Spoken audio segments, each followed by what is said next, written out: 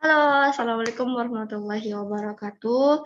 Kembali lagi sama saya. Ya, di sini saya ingin mempresentasikan tugas sistem multimedia, yaitu tentang animasi. Nah, tak kenal maka tak sayang. Mungkin teman-teman yang sudah kenal saya, alhamdulillah. Mungkin yang belum kenal, saya ingin perkenalkan lagi. Nama saya Ella Karunisa, NIM 2019 31270. Saya jurusan S1 Teknik Informatika dari Institut Teknologi PLN. Oke, lanjut aja. Nah, di sini topik yang saya bahas itu adalah animation atau animasi. Nah, seperti yang teman-teman tahu, animasi itu seperti kalau misalkan di kartun-kartun sekarang itu ada Doraemon, ada SpongeBob. Nah, animasi atau animation itu adalah illusion of motion, teman-teman.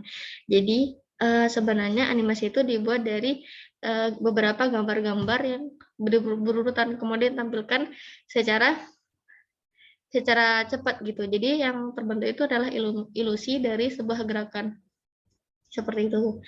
Nah, kemudian animasi itu ada jenis-jenisnya loh. Jadi yang pertama itu ada animasi cel. Nah, ternyata ini animasi itu pernah dibuat dengan tangan. Jadi pada tahun-tahun awal pembuatan animasi, jadi ada animasi cel yang gambarnya itu digunakan menggambar dengan tangan. Jadi animasi sel itu terdiri dari lembaran-lembaran yang membentuk animasi tunggal. Jadi kalau misalkan animasi sel itu ada yang pertama, gambar pertama, kemudian gambar kedua, sampai semuanya itu dari animasi semuanya itu digambar sama tangan gitu, teman-teman.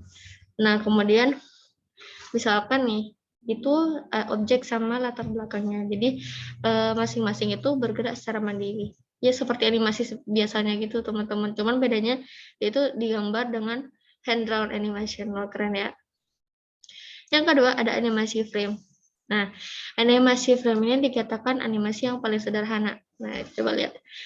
Nah, animasi frame ini dikatakan, kalau misalkan kita membuat gambar-gambar yang berbeda-beda gitu. Nah, kita itu buatnya ini cuma di tepian buku. Jadi kalau misalkan sekarang itu istilahnya tuh kayak flipbook gitu, teman-teman. Jadi kalau flipbook itu kan bisa digambar di kertas kecil atau di tepian buku. Nanti itu tinggal digambar berurutan aja. Nah, jadi kalau misalkan melihat hasilnya itu tinggal digerakin aja itu bukunya. Nah, sudah deh. Jadi itu yang dimaksud animation frame. Jadi menggunakan jempol untuk membuat animasinya gitu. Seperti itu. Yang ketiga ada animasi sprite. Nah, animasi sprite ini gambar itu digerakkan dengan latar belakangnya yang diam. Nah, berbeda sama jenis-jenis animasi yang lain. Jadi sprite ini animasinya tuh bergerak secara mandiri. Jadi seperti penjelasan yang di atas ini kan latar belakangnya tuh diam. Jadi yang bergerak itu hanya objek-objeknya gitu. Seperti balon terbang, planet yang berotasi, bola memantul, ataupun logam berputar. Nah, seperti itu. Nah, selanjutnya ada animasi pad. Nah, animasi pad ini maksudnya adalah animasi dari objek yang bergerak sepanjang garis kurva yang ditentukan sebagai lintasan. Nah, misalkan dalam pembuatan animasi kereta api. Nah, maksudnya animasi pad ini, jadi itu dia menggunakan lintasan untuk menggambar untuk sebagai patokan objeknya gitu. Jadi kalau misalkan mau gambar kereta api kan itu kereta api kan berjalan di jalurnya. Jadi itu buat lintasannya dulu buat sebagai patokan kereta apinya gitu, teman-teman. Jadi pada kebanyakan animasi pad ini dilakukan juga efek loopingnya yang membuat gerakan pad ini terjadi secara terus-menerus. Selanjutnya ada animasi spline. Nah, spline ini adalah representasi matematis dari kurva, sehingga gerakan objek ini tidak hanya mengikuti garis lurus, melainkan berbentuk kurva. Nah, selanjutnya ada animasi vektor. Nah, teman-teman pasti tahu ya vektor itu apa. Vektor itu garis yang memiliki ujung pangkal, arah, dan panjang. Kalau misalkan dianimasikan, animasi vektor ini mirip sama animasi sprite. Nah, tapi animasi sprite ini menggunakan bitmap. Kalau animasi vektor itu menggunakan rumus matematika untuk menggambarkan sprite-nya gitu, bedanya teman. Nah, selanjutnya ada animasi karakter. Animasi karakter itu biasanya terdapat di film-film kartun gitu, teman-teman. Yang biasanya dilihat sama anak-anak kecil sekarang. Nah, semua bagian dalam film kartun ini selalu bergerak bersamaan, jadi antara objek sama latar belakangnya itu masing-masing itu bergerak kayak animasi sprite gitu. Latar belakangnya tuh diam. Jadi ini juga dijelaskan software yang digunakan itu ada My Unlimited. Contohnya yang biasa digunakan ya, tapi software-software yang lain itu juga banyak gitu. Nah, contoh film kartun yang dibuat dengan My Unlimited itu contohnya adalah Toy Story gitu dan Monster Inc.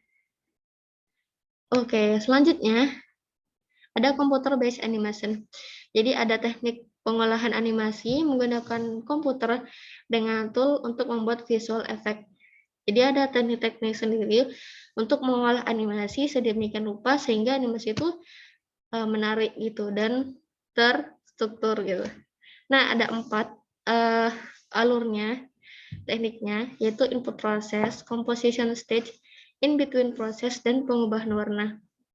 Nah, yang pertama, sebelum komputer itu dapat dipakai dalam animasi, gambar itu harus terdigitalisasi untuk membentuk keyframe terdigitasi. Nah, selanjutnya itu ada composition stage. Nah, biasanya itu kombinasi dari foreground dan background untuk menghasilkan individual frame untuk animasi finalnya. Nah, selanjutnya ada in between process. Nah, in between process itu ada pergerakan dari satu posisi ke posisi lain yang dilakukan dengan menggunakan interpolasi. Nah, selanjutnya ada pengubahan warna. Nah, pengubahan warna ini dilakukan dengan cara memanipulasi LUT. LUT ini kayak filter gitu bahasa sederhananya gitu, teman-teman.